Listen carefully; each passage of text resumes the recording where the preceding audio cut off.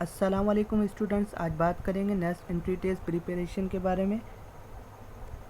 English portion में business side जो test होता है उसमें 80 MCQs होते हैं और इंजीनियरिंग साइड जो होता है उसमें 20 MCQs होते हैं। अब जो इंग्लिश पोर्शन है उसमें कौन कौन से MCQs होते हैं उनके बारे में आज बात करेंगे। फर्स्ट ऑफ ऑल जो MCQs आते हैं वो सिनोनियम्स एंड एंटोनियम्स में से आते हैं। बिजनेस साइड जो टेस्ट होता है उसमें तो तकरीबन 25 to 35 MCQs जो होते हैं सिनोनियम्स एंड एंटोनियम्स के आते हैं।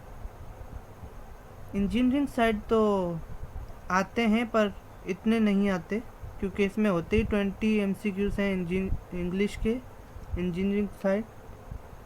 तो अब चलते हैं सेकंड पे, स्पेलिंग करेक्शन। स्पेलिंग करेक्शन में 5 to 10 MCQs आते हैं बिजनेस साइड, इसमें भी आते हैं, इंजीनियरिंग साइड में भी आते हैं। स्पेलिंग करेक्शन में मिसस्पेल वर्ड दिए जाते हैं आपको और आपको करेक्ट स्पेलिंग बतानी होती है। थर्ड पे होता है एनालॉजीज, जिसमें से 10 to 15 MCQs आते हैं। एनालॉजीज पोर्शन में आपको ग्रुपिंग के बारे में बताना होता है, उसके बारे में डीपली आगे बात करेंगे। 4 पे है रीडिंग कम्प्रीहेंशन। आपको पैसेज दिया हुआ होता है और उसके नीचे क्वेश्चन होता है, तो जो उस पैराग्राफ में उसी पैराग्राफ में ही आपका आंसर छुपा होता है। आप अगर क्लियरली रीडिंग करेंगे तो आपको आसानी से उसका आंसर मिल जाएगा। इसके भी 15 to 20 MCQs इसके होते हैं। 5 पे है ग्रामर पोर्शन। 15 to 20 MCQs इनके भी होते हैं, जिनमें टेंसेस और प्रीपोजिशन इनके बारे में MCQs होते हैं। तो इनके बारे में हम डीपली आगे जाके बात करेंगे। तो अब आते हैं वोकेबलरी पोर्शन में। Vocabulary comprises main part of the English portion. Out of 80 questions of English, you can expect around 25 to 35 vocabulary questions in NET. जो vocabulary वाला पोर्शन होता है उसमें 80 MCQs में से अराउंड 25 to 35 इनमें से क्वेश्चन बनते हैं vocabulary में से, जैसे सिनोनियम्स एंड एंटोनियम्स होते हैं। To prepare for this portion, you need to increase your vocabulary by learning more words. अब आपको इसकी जो प्रिपरेशन करने के लिए जो ज़रूरत होगी वो आपको ज़्यादा से ज़्यादा अल्फाज पढ़ने पड़ेंगे।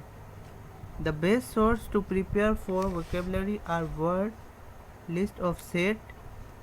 अब इनकी जो सबसे अच्छी जो तैयारी करने के लिए है वो है लिस्ट ऑफ सेट वर्ड की। सेट के जो वर्ड्स हैं वो इसमें बहुत ज़्यादा आते हैं। और लिस्ट ऑफ ग्रे वर्ड्स के भी बहुत आते हैं। English book of FSC A level and vocabulary words from past NET papers. अब जो आपकी FSC वाली बुक है उनमें से भी बहुत से वर्ड जो होते हैं वो आते हैं। A लेवल वाले जो स्टूडेंट हैं उनके पास भी जो बुक होंगी इंग्लिश वाली, तो वो उनमें से भी प्रैक्टिस कर सकते हैं। और जो पास पेपर हैं NET के उनमें से भी कुछ क्वेश्चन होते हैं वो रिपीट होते हैं।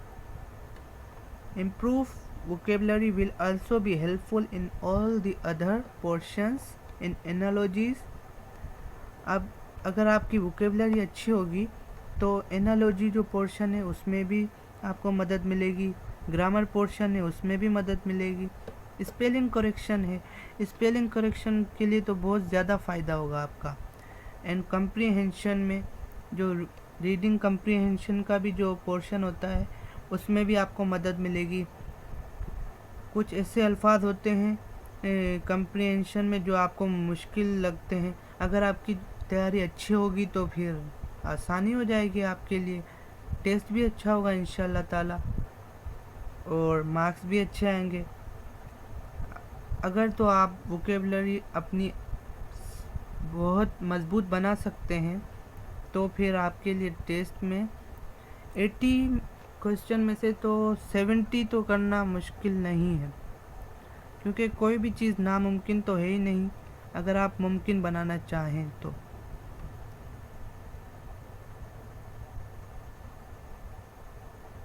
बात करते हैं रीडिंग कॉम्प्रिहेंशन के पोर्शन के बारे में। इंग्लिश पोर्शन में जो रीडिंग कॉम्प्रिहेंशन है उसमें इसके एमसीक्यूज भी आते हैं।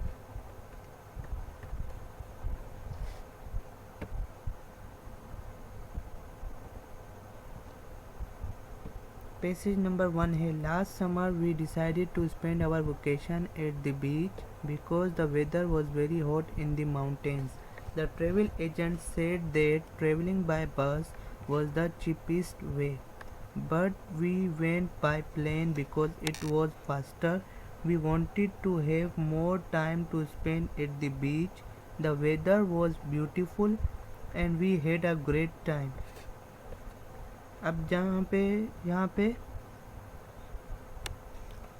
MCQs ये है कि we decided to go to the beach because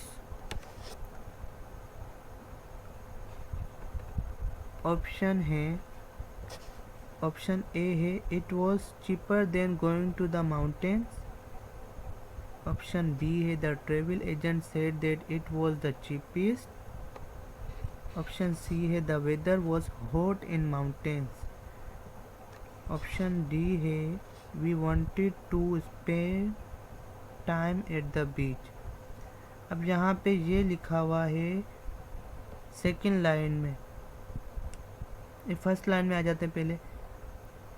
we decided to spend our vacation at the beach because the weather was very hot in the mountains.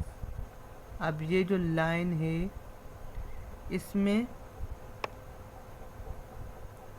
इसमें आ गया कि option number C, option C correct है कि the weather was hot in mountains. अब यहाँ पे भी यही लिखा हुआ है कि weather was very hot in the mountains. इसी की वजह से वो बीच की तरफ चले गए, माउंटेन्स की तरफ नहीं गए, तो इसका ऑप्शन सी राइट आंसर है।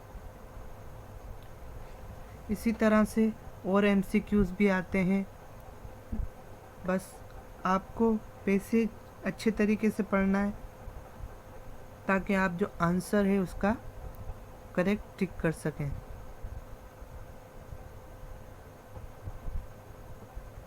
और अगर आपको हमें मैसेज वगैरह करना है या कोई भी बात पूछनी है टेस्ट वगैरह के बारे में, और अगर आप ग्रुप भी ज्वाइन करना चाहते हैं तो ये मेरा नंबर यहाँ पे शो हो रहा है आपको, आप मैसेज कर सकते हैं। Thank you. सब्सक्राइब भी कर लें मेरे चैनल को ताकि हमारी वीडियो आप तक जल्द से जल्द जो भी अपलोड हो पहुंच सके और आपकी तैयारी भी अच्छी हो जाए।